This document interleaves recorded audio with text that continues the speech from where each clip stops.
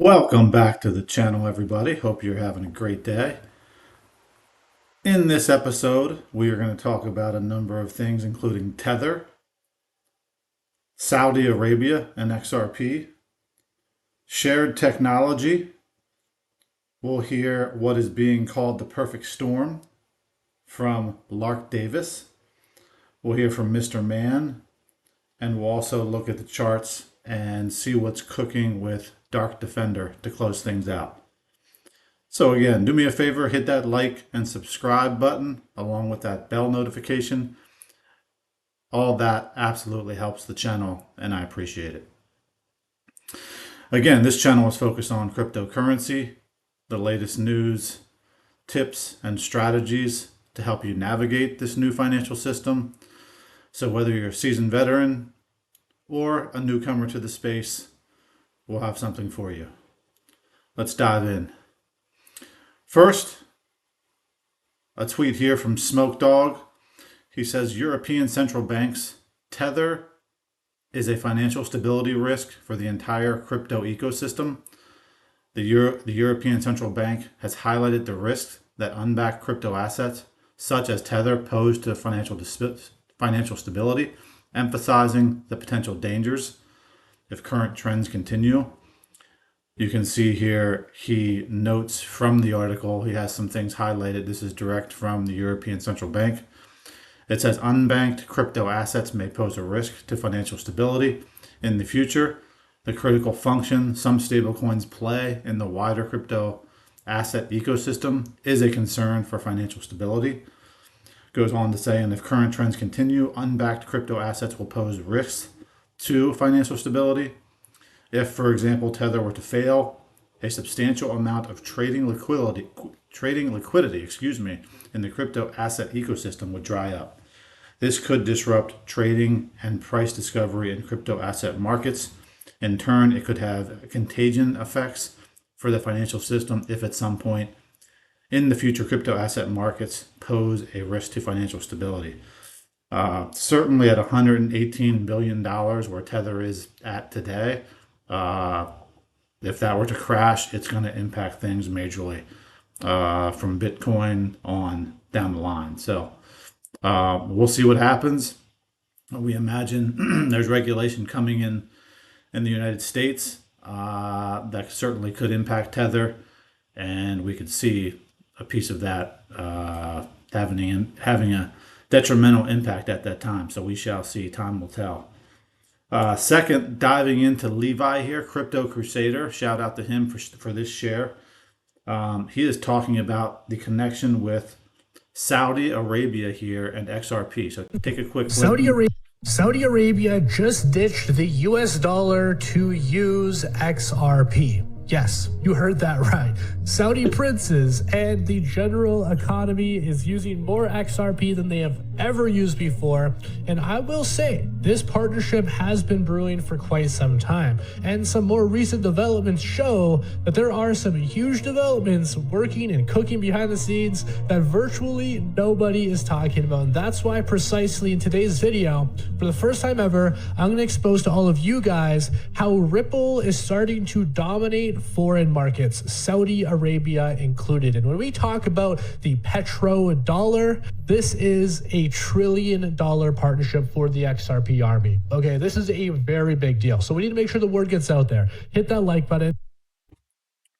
So again, more proof that XRP is out there building connections. Later in this video, he shows that they were partnering with Saudi Arabia back in 2018 already. So they just continue to work with Saudi, and more partnerships showing here for Ripple. Third here, I want to share a tweet from Crypto Erie. She says, look at what JP Morgan did with Project Guardian and take a look at what Deutsche Bank is doing now with Project Guardian. This is a quote from James here at BD at Intertop, as well as a Ripple executive here. Can at Ripple lead the way for many builders to follow? How many EVM sidechains will see the XRP as the native asset? So this was a Ripple panel discussion that she quotes here from, and I'm just going to give you a brief listen let's get to the starting we think point this here. could be, we think this could be very successful for both parties involved and all of the ecosystem at Web3 at large. And what we are trying to do is build one big ecosystem instead of those disconnected islands, right? And essentially with arbitrary messaging, what TCP/IP is for the internet, Axelar is for the Web3 ecosystem, for crypto, for blockchain. So Axelar enables interchange just like TCP/IP would enable internet. Look at what JP Morgan did with Project Guardian and take a look at what Deutsche Bank is doing now with Project Guardian. And the work that they're doing with Axelar will be presented in November. So kind of wait for them to share a little bit more about what they're testing in this proof of concept. But this stuff is, we're on the precipice. Like, we are finally getting the pieces of infrastructure in that we're really moving forward. And so I think that we're very excited about it. And we think that Ripple can absolutely end up being one of the major hubs that kind of creates that first step that brings on those larger financial institutions to start tokenizing new types of assets. So great stuff there. Again, thanks to Crypto Erie for sharing. Again, he's talking November that we're going to hear some of this come out. That's just a short couple months away, which is super exciting. And I think we're just going to see more and more come out, not only around Ripple, but around other cryptocurrencies and digital assets as well. So fourth here, let's jump into a quote from the crypto Lark Davis. He says, "A perfect storm is brewing for the crypto market right now. Here's why. We're just 16 days away from potential rate cuts from the Fed. The U.S. elections are just 65 days away. FTX is about to redistribute $16 billion in cash to crypto degens in Q4. Gold's price has hit an all-time high.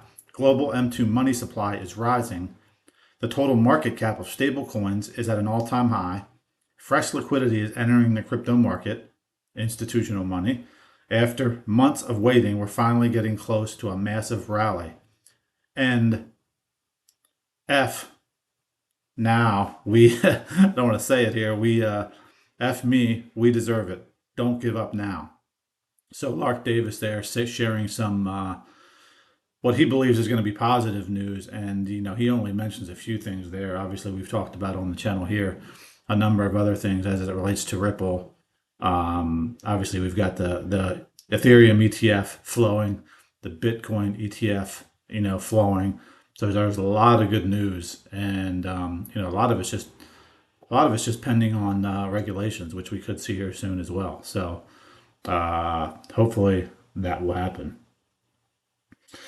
Moving on from Lark Davis there to Mr. Mann. Let me get to that here in a second. And Mr. Mann says,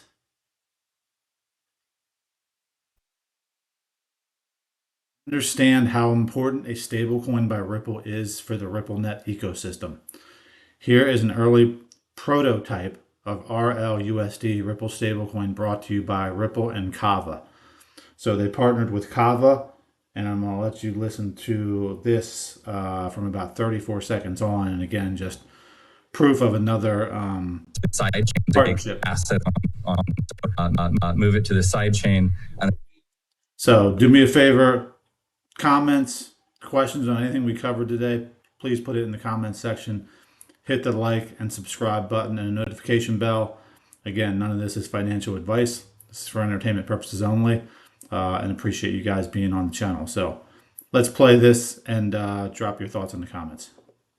And then use it as collateral where we could issue our own stable coins. And really the goal for Ripple's perspective was they wanted to have a stable coin that they could give to their remittance businesses, money service businesses that were using their XRapid products and others. But once we designed that, we realized, well, actually, we could just design this for all the other assets. We can make a generalized lending platform.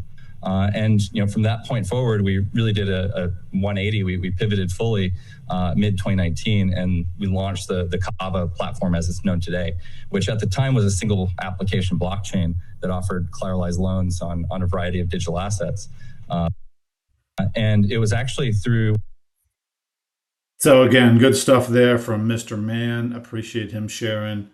Again, just these connections with Ripple and XRP are just endless. At least that's the way they seem to me. And here's another one with Kava, which they've been working on since 2019, and some of those things are coming to fruition now. So good stuff there. And let's close out with a chart here by Dark Defender. He says, it's been a long time since XRP has been consolidating between 66 cents and on the low end 39 cents. In the weekly time frame, RSI dips formed parallel with the price dips. Weekly RSI golden cross is in place. We have consistently emphasized the importance of the 66 cent level. This level, which is above the weekly Ichimoku clouds, is a crucial marker that must be in place for the run. Supports are 52 cents and 46 cents. We are having a deja vu of 2017 by standing weeks in front of the XRP bull run. If a similar run is in place, 1822, not financial advice, and the Fibonacci level of 361, 80% is expected to be the upper target level of wave 3. It will be great to see all these come through. So again, Dark Defender does a great job, very popular, on X. And these are some of his predictions. Again, not financial advice, but he certainly does a good job. So that's what I got for you this afternoon, ladies and gentlemen. So I appreciate, again, you tuning in. Please hit the like, subscribe, and notification bell, and we will see you on the flip side.